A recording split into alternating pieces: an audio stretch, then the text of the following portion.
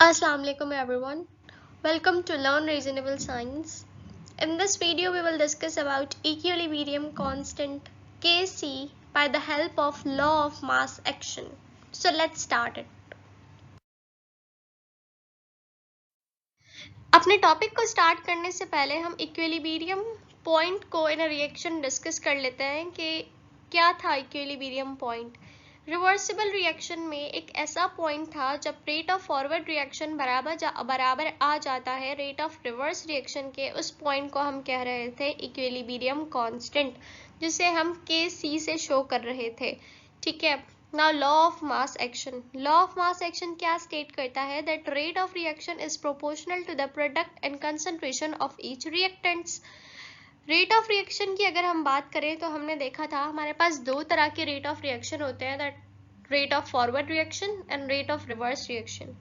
Rate of forward reaction हमारे पास directly proportional होगा to the concentration of reactants and rate of reverse reaction भी हमारे पास डायरेक्टली प्रोपोर्शनल होगा to the concentration of products according to law of mass action.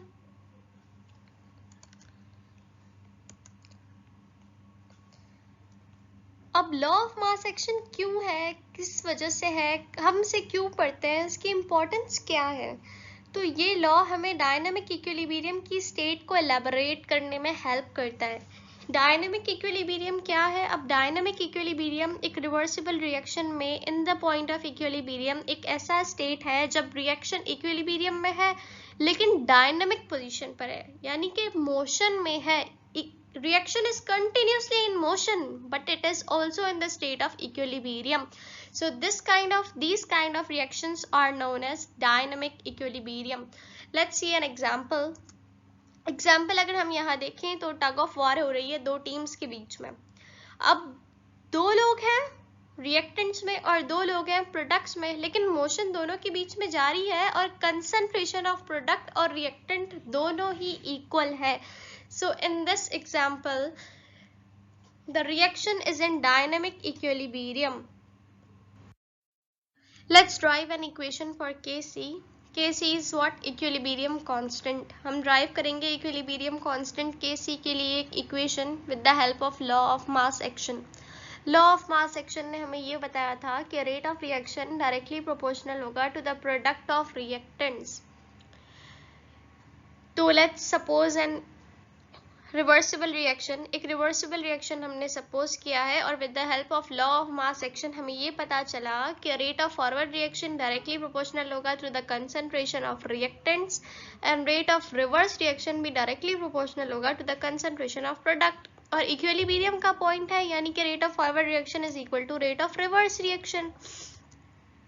So rate of forward reaction की जगह हमने उसकी वैल्यू पुट कर दी और रेट ऑफ रिवर्स रिएक्शन की जगह हमने उसकी वैल्यू पुट कर दी। नाउ RF और RR को हम एक जगह रखेंगे और प्रोडक्ट्स और रिएक्टेंट्स की कंसंट्रेशन को हम एक जगह रखेंगे, बिल्कुल इसी तरह। अब RF rate of forward reaction एक कांस्टेंट है, रेट ऑफ रिवर्स रिएक्शन भी एक कांस्टेंट है, तो constant divided by constant is equal to a new constant that is equal to Kc. So rate of forward reaction is divided by rate of reverse reaction, hence we got a new constant that is Kc, and Kc is what? Equilibrium constant. तो जैसे ही हम RF upon RR की जगह Kc को replace करेंगे तो हमें ये पता चलेगा कि Kc किसके बराबर है, concentration of product divided by reactants, और we can simply write that Kc is equal to bracket on, वैसे हम स्क्वायर ब्रैकेट्स यूज करते हैं Kc को लिखने के लिए,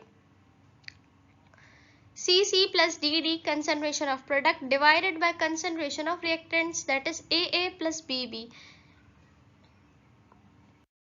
Now हमें Kc के लिए इक्वेशन तो मिल गई, लेकिन हम इक्वेशन को फॉर्मूले की फॉर्म में कैसे लिखेंगे। Kc को हमने ड्राइव किया था, ठीक है।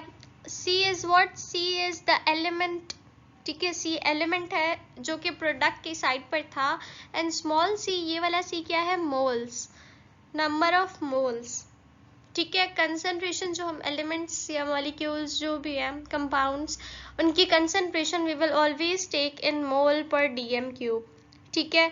So square brackets shows the concentration in mole per DM cube and C shows that in terms of concentration है, और K is what? Equilibrium constant. So small v indicates there are number in front of each substance in a chemical reaction that we called as moles. And right hand side of the equation on the top लिखेंगे and left end of the side of the equation we will write at bottom side. यानी कि left hand पर हम reactants लिखते हैं तो उन्हें हम नीचे लिखेंगे, और राइट हैंड साइड पे हम प्रोडक्ट लिखते हैं उन्हें हम ऊपर लिखेंगे, क्योंकि हमने इक्वेशन ड्राइव की थी केसी के लिए कि केसी किसके बराबर है, KC is ratio of product to reactants.